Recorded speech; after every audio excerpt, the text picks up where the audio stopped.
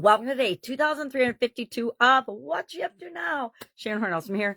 This is the segment I document my journey. I share what's working, what's not working, what I'm creating for content, which is actually part of one of today's pieces of content was how do you deal with and adapt to changing content marketing strategies in order to build and grow and supersize your business.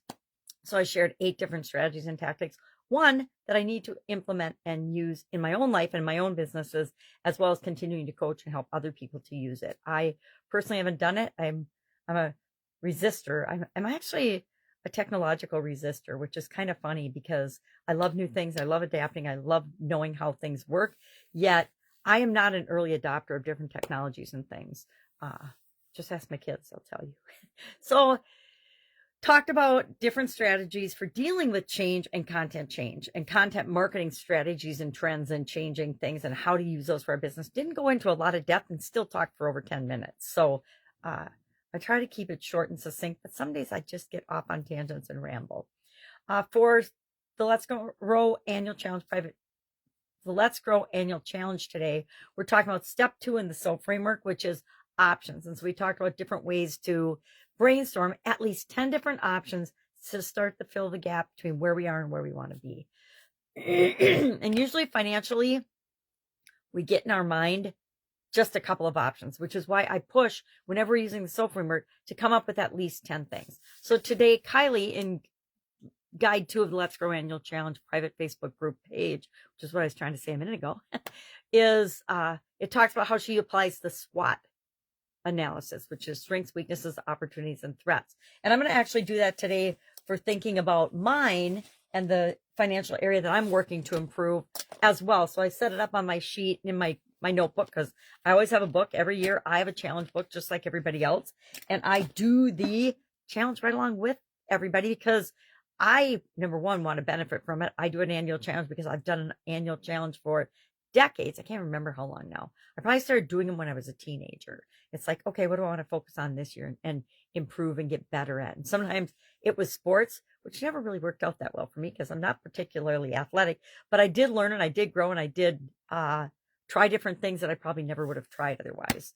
And some I still do today. Some I just let go by the wayside because they didn't make me feel good. If I do something and it doesn't feel good or feel right for me, then I stop doing it because it means it's not right for me.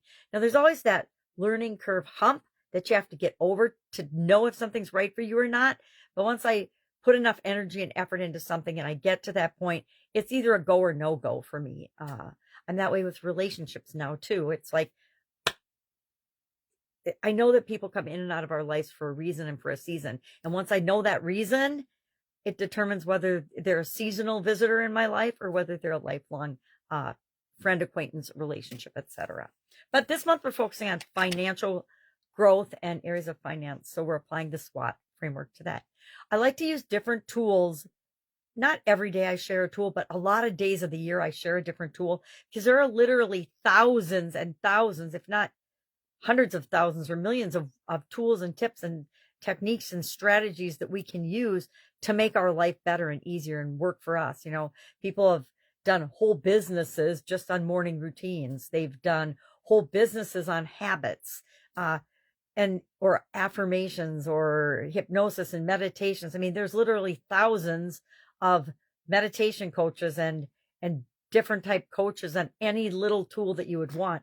But I like to share a whole lot of them because there's a lot of tools. Usually there isn't just one tool that will help us create the life that we want, right? We need more than one tool in our toolbox. You don't use a hammer or a screwdriver for everything in your house that needs repair. So why would you use the same tool for everything in your life that you want to create or change, etc.? So that's all I've got today. It is Sunday. I love Sundays.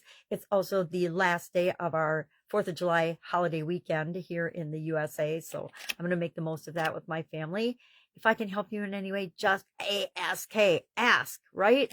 It's easy to ask. You can find me. I'm not hiding. I'm in plain sight.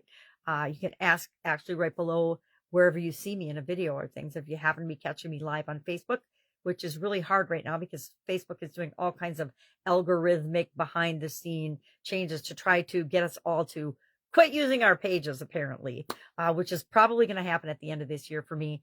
After I'm done with this year's annual challenge, we're going to switch to a different platform and a different way of doing it. I think we'll probably put it on one of my websites and we'll just do it there. And we'll just invite you probably via email to join that or through a funnel or something. We'll figure it out. All right. That's it. Have an awesome day. Again, if you need help, just ask. I always say I might not know the answer, but I guarantee I know somebody that does and can help you whatever it might be that's coming up. All right. Have a great day. Be with you tomorrow.